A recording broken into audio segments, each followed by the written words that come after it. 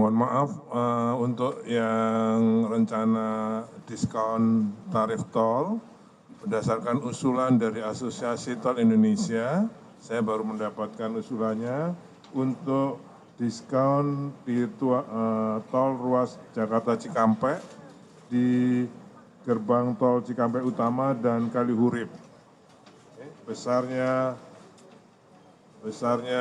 diskon 20% diberikan pada H-5 sampai dan H-6, yaitu tanggal 16 dan 17 April 2023 untuk mudik, yang arus baliknya di H+4 dan H+5 atau 27 dan 28 April 2023. Jadi baru itu yang dapat usulan, jadi bukan yang diusulkan oleh ATI, Asosiasi Tol Indonesia, untuk diskon tarif tol di ruas tol Cikampek.